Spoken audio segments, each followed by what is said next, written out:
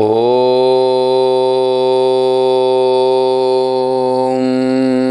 स्वस्ति श्री गणेशाय नमः। सच्चिदानंद रूपाय विश्वोत्पत्त्यादि हेतवे तापत्रय विनाशाय श्रीकृष्णाय वयं नुमः। अतुलित बलधामं हेमशैलाभदेहं धनुजवन कृशानं ज्ञानिनामग्रगण्यं सकलगुणनिधानं वानराणामधीशं रघुपतिप्रियभक्तं वातजातं नमामि। बोली श्री वृंदावन बिहारी लाल की जय। गिरिराज धरण भगवान की जय। श्री दीपनारायण भगवान की जय। मैत्रेय उवाच।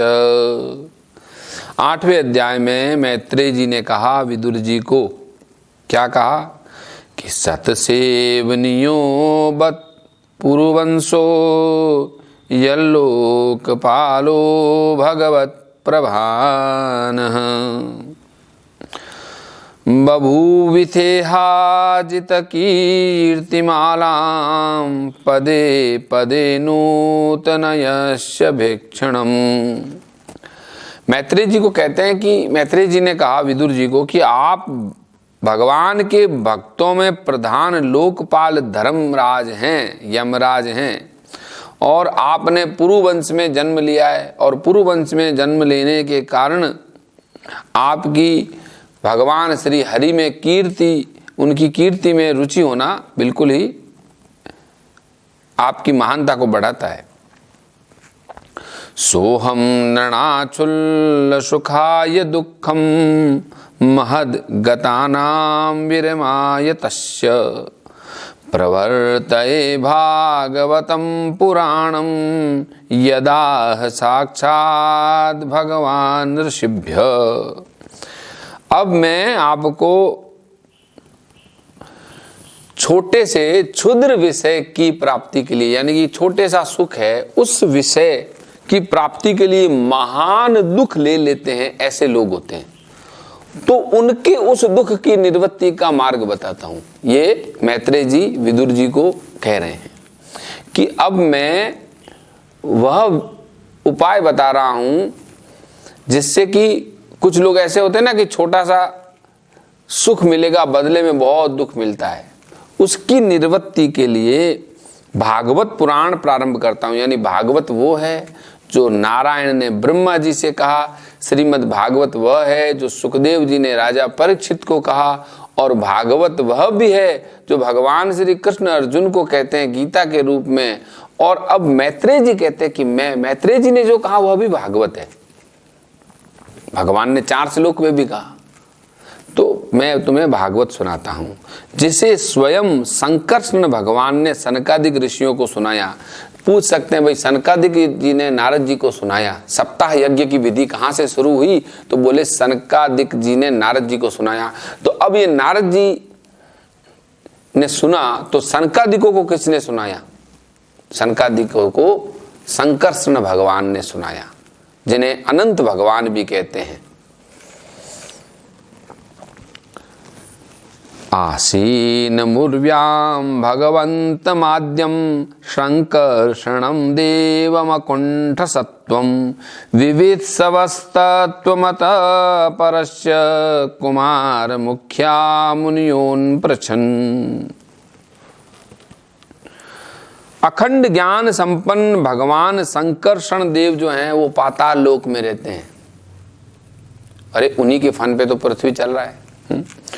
और सनत कुमार आदि ऋषियों ने परम पुरुषोत्तम का, ब्रह्म का तत्व जानने के लिए उनसे प्रश्न किया। स्वमेव देष्ण्यं बहुमानयन्तं यं वासुदेवा अभिमामनन्ति प्रत्यज्ञ धृताक्ष अम्बुज कौशमीसन उन्मीलयन्तं विबुधोदयाय। उस समय शेष जी अपने आश्रय स्वरूप परमात्मा की, अब यानी इस पृथ्वी का आश्रय शेष जी है, यही संकर्षण भगवान, लेकिन उनका आश्रय कौन है? उनका आश्रय भगवान है। तो वे अपने भगवान का मानसिक पूजन कर रहे थे। और वेद जिनको वासुदेव कहते हैं, वे उनके कमल को सरी के नेत्र बंद थे, यानी उनके नेत्र बंद थे संकर्षण भगवान के। और प्रश्न करने पर उन्होंने सनत कुमार आदि ज्ञानी जनों के आनंद के लिए अपने अध खुले नेत्रों से देखा, एकदम अध खुले नेत्रों से। किनको देखा? सनत कुमारों को देखा, संकर्षण भगवान ने। स्वरधुन्यदाद्रम स्वजटा कलापे रूप स्प्रसन्दं चरणोपधानम पद्यम यद अर्च्य हन्त्य हि राजकन्या सप्रेम नाना बलिभिर्वरार्थ। देखिए, सनत कुमार आदि ऋषियों ने मंदाकिनी के जल से भीगे हुए अपनी जो जटाएं थी, उनके चरणों की चौकी के रूप में कमल का स्पर्श किया, जिसकी नाग राजकुमारियां अभिलाषित वर की प्राप्ति के लिए प्रेम पूर्वक अनेक उपहार से सामग्री की पूजा करती है। सनत कुमारों ने, उनकी जो जटाएं हैं वो जल से भीगी हुई थी, और उन्होंने अपनी जटाओं के समूह से चरणों की चौकी, किसकी? जो शेष नाग के चरण की चौकी है उसका स्पर्श किया, और अनेक उपहार आदि से पूजा की। किसकी? शेष नाग जी जिस चौकी पे बैठे थे उस चौकी को, और उनका भी पूजन किया। मुहुर गृणन्तो वचसानुराग खलत पदेनाश्च कृतानि तज्ञः किरीट साहस्त्रमणि प्रवेक प्रद्योतितोद्याम फणा सहस्त्रम। सनत कुमार आदि उनकी लीला के मर्मज्ञ है। उन्होंने बार बार प्रेम गदगद वाणी से उनकी लीला का गान किया। उस समय शेष भगवान के उठे हुए हजारों फण किरीटों की सहस्त्र श्रेष्ठ मणियां छिटक रही थी। प्रोक्त्रम किले तद भगवत मतेन तमेन निर्वर्ति धर्माभिरतायतेन सनत कुमाराय सचाह पृष्ठ सांख्याय नायांग धृत व्रताय। भगवान संकर्षण ने उन सनत कुमारों को, जो कि निवृत्ति में रहते थे, उनको भागवत सुनाया, और सनत कुमार जी ने फिर इसे परम व्रतशील सांख्यायन मुनि को भी उनके प्रश्न करने पर सुनाया। क्या? भागवत सुनाया। सांख्यायन जी को भी सुनाया था बाद में, और सनत कुमार को भी सुनाया। सांख्यायन पारमहंस मुख्यो विवक्षमाणो भगवद विभूति जगाद सोस्मद गुरुवेन्विताय पराशरायात बृहस्पतिश्च। परमहंसों में प्रधान सांख्यायन जी को जब उन्होंने भगवान की विभूतियों का वर्णन किया, इच्छा हुई, तब उन्होंने अपने अनुगत शिष्य यानी कि हमारे गुरु पराशर जी को और बृहस्पति जी को सुनाया। अब पराशर जी कौन है? ये पराशर जी जो हैं, इनके भी गुरु हैं मैत्रेय ऋषि के, और बृहस्पति को भी सुनाया। इसके बाद में प्रोवाच मह्यम सदयालु रुक्तो मुनि पुलत्सेन पुराण माध्यम सोहम तवे तत् कथयामि वत्स श्रद्धा लवे नित्यमनुव्रताय। इसके बाद में परम दयालु पराशर जी ने पुलस्त मुनि के कहने से यह आदि पुराण मुझे कहा। ठीक है, किसको? मुझे, यानी कि मैत्रेय जी को कहा। और श्रद्धालु और सदा अनुगत देखकर अब वही पुराण मैं तुम्हें सुनाता हूं। उन्होंने ये, देखिए, इतनी देर जो 9 श्लोक तक हमने सुना, ये क्या था? ये था उन लोगों को याद करना, उन लोगों को स्मरण करना जिनकी वजह से हम हैं। ये भागवत जी की सनातन संस्कृति की व्यवस्था है कि हम अपने आप को ही सब कुछ नहीं मानते कि मैं हूं तो मैं ही हूं, मैं कहां से आया और मैं जहां से आया उसके पीछे वो कहां से आया। तो उस परंपरा के प्रति कृतज्ञता, अनुग्रह, प्रार्थना व्यक्त करना, ये हमारी संस्कृति है। अब बताते हैं कि क्या था कि उदाप्लुप्तम विश्वमिदं तदासीत् यनिद्रया मीलितद्रन्यमीलयत अहीन्द्र तल्पे धिशयान एकः कृतक्षण स्वात्मरतो निधिः श्रोन्त शरीरेर्पित भूत सूक्ष्म कालात्मिकां शक्तिमुदीरयाण उवास तस्मिन् सलिले पदे स्वे यथा नलो दारुणिरुद्ध वीर्यः। अब सृष्टि का वर्णन है कि भाई सृष्टि कैसे बनी। तो बहुत सुंदर बात है कि सृष्टि के पहले संपूर्ण जो दुनिया है वो जल में डूबी हुई थी और एकमात्र नारायण देव उसमें शेष शैया पर पौधे थे, है ना। जो नीर के ऊपर जो बैठा देव है वही नारायण है। नीर ही नीर है, जल ही जल है, जल के ऊपर भी जो बैठा है वो नारायण है, इसलिए नारायण उनका नाम है। और वो अपनी ज्ञान शक्ति को अक्षुण रखते हुए आश्रय लेकर के नेत्र मूंद करके बैठे हैं और सृष्टि कर्म से यानी संसार के जो सृष्टि है उससे अवकाश ले लिया, आत्मा में थे। जिस प्रकार अग्नि जो है लकड़ी में होती है लेकिन छिपी हुई होती है, ऐसे सृष्टि उनमें छिपी हुई थी और भगवान ने संपूर्ण प्राणियों के सूक्ष्म शरीर को अपने शरीर में लीन कर लिया और अपने आधारभूत उस जल में, यानी जल के ऊपर भगवान लेटे हैं लेकिन जल का आधार भी भगवान है।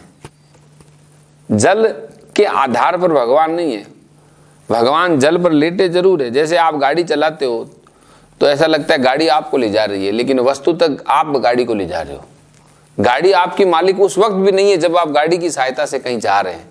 इसी प्रकार यह जो शरीर है यह शरीर वाहन है और इस शरीर में आप बैठे हो, लेकिन वस्तुतः आप नहीं हो तो इस शरीर का कोई मूल्य नहीं है।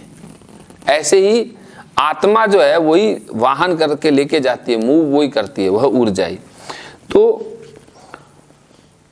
उस जल में शयन किया उन्होंने। सृष्टि काल आने पर पुनः जगाने के लिए केवल अपनी काल शक्ति को जागृत रखा, यानी काल उस वक्त भी था।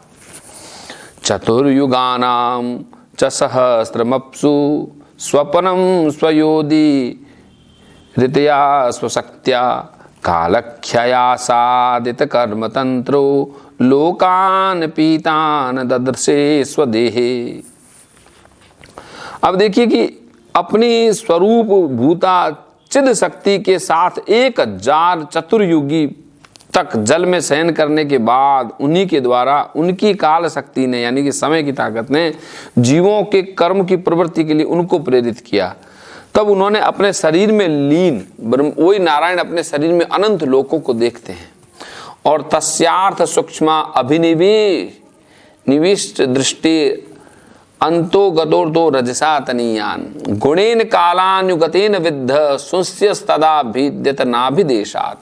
जब भगवान की दृष्टि अपने निहित लिंग शरीर आदि सूक्ष्म तत्वों पर पड़ी तब वह काल के आश्रित होकर रजोगुण से क्षोभित होकर के सृष्टि रचना के निमित्त उनके नाभि देश से निकला। कौन?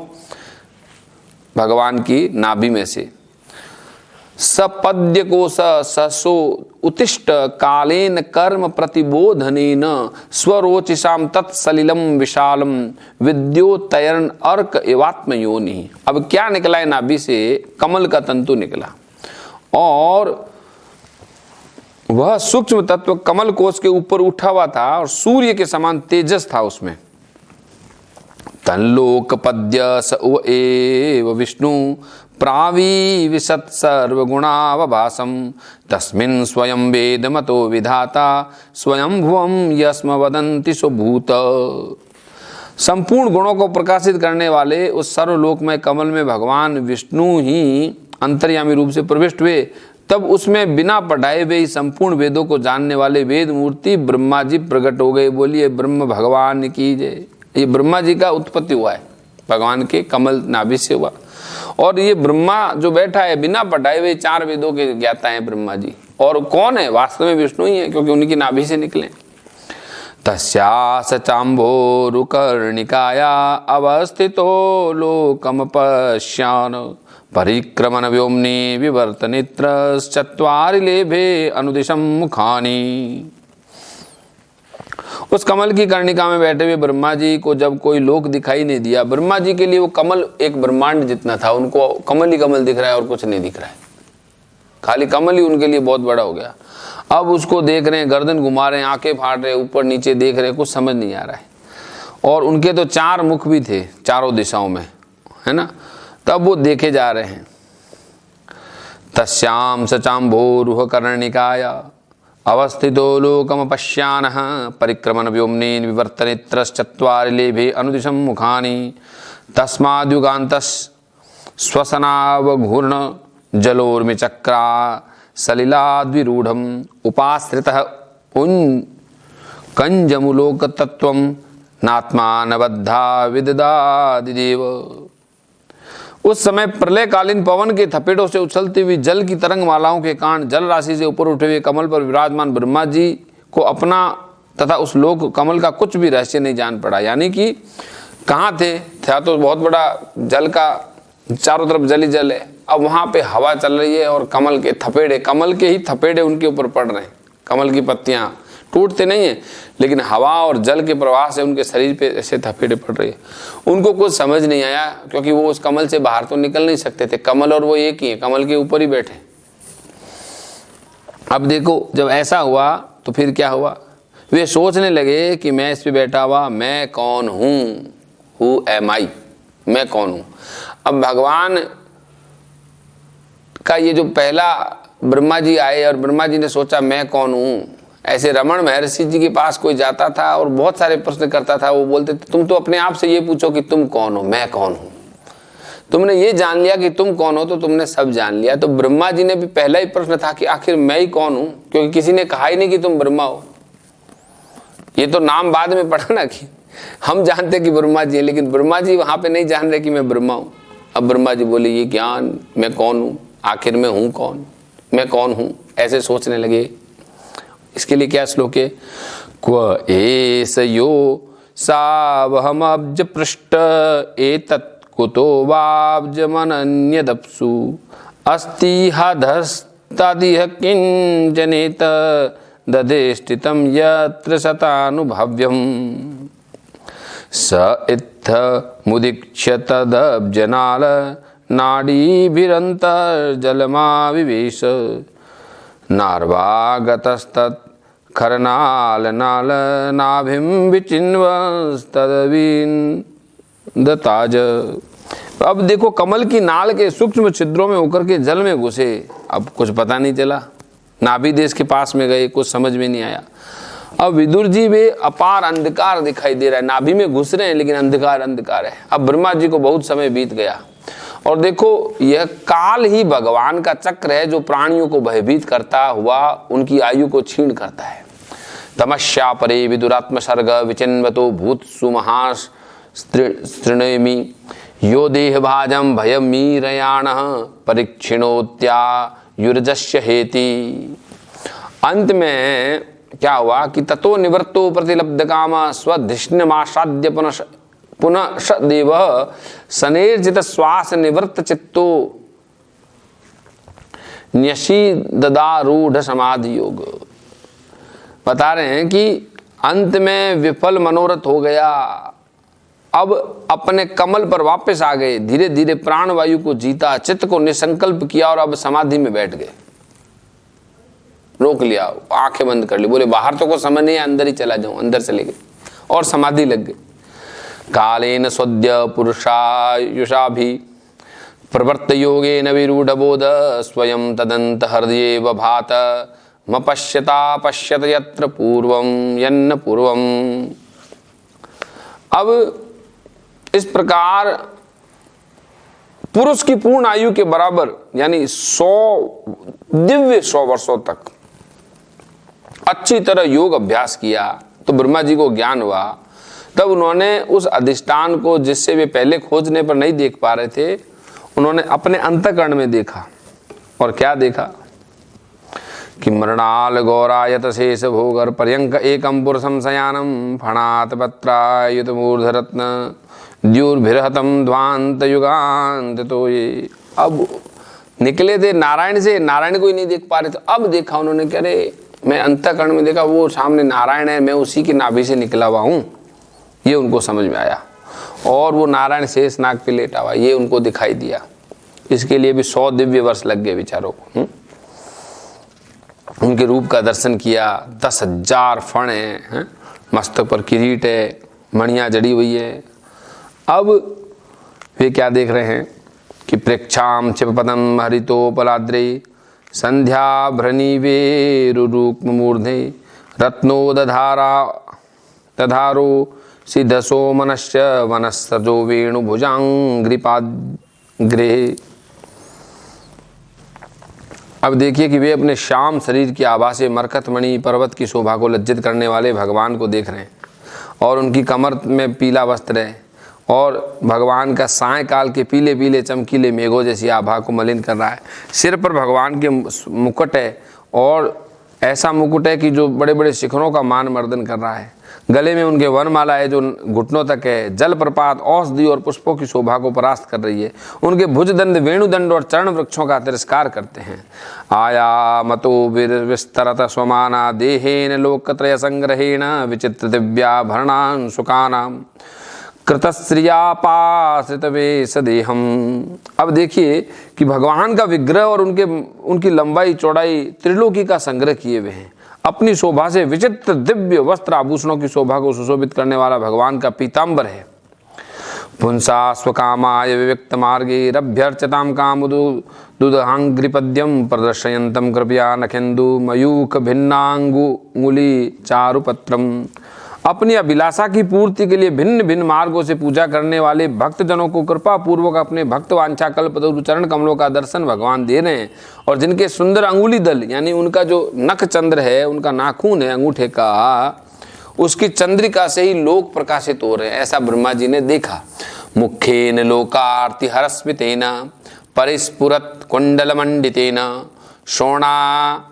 सोणायितेना धरबिंब भाषा प्रत्यहर्तम सुननशेन शुभ्रवा। भगवान की नासिका भौएं रूप का वर्णन आया है।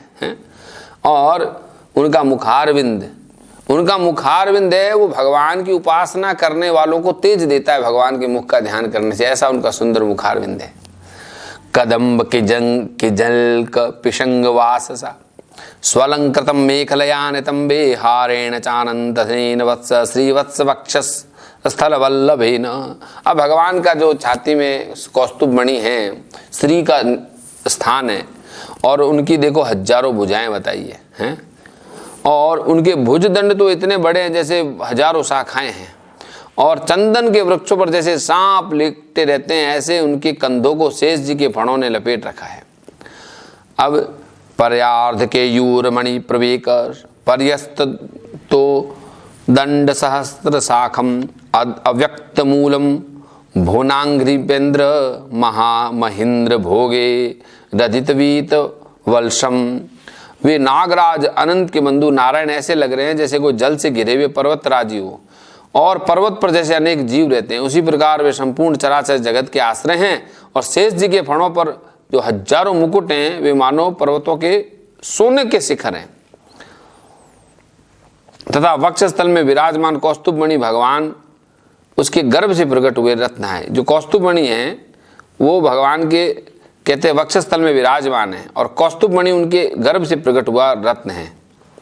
शेष जी के फणों पर जो सहस्त्र मुकुट हैं, वे मानव पर्वत के स्वर्ण मंडित शिखर हैं। और वक्षस्थल में जो कौस्तुभ मणि है, मानो उनके गर्भ से निकला हुआ रत्न है।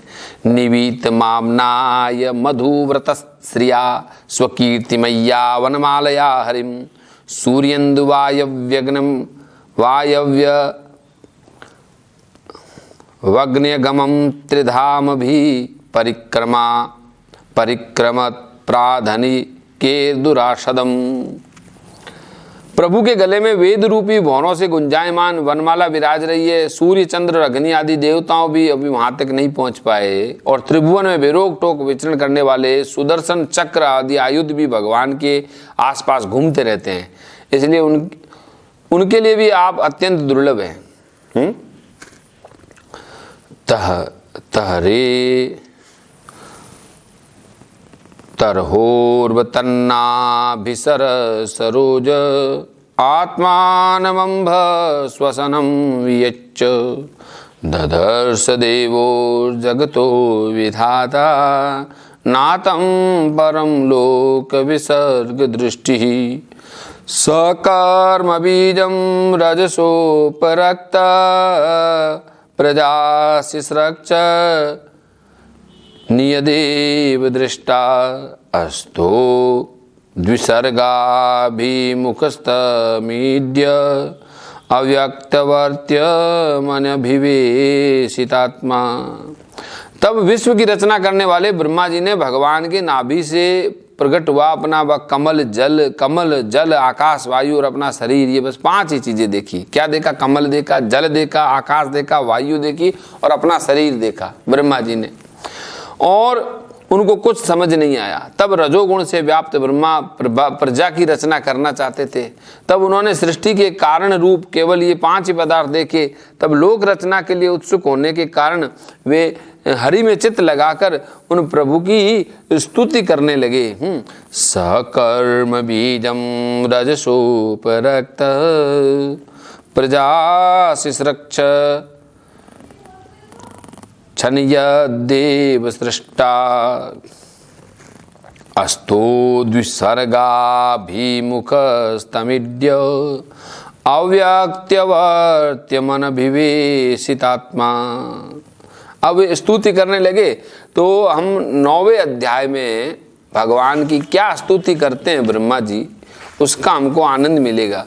और ब्रह्मा जी लगभग आप ये देख लो कि 25 श्लोक की स्तुति करेंगे, तो उसका हम आनंद लेंगे। अभी जय श्री कृष्ण, जय श्री कृष्ण।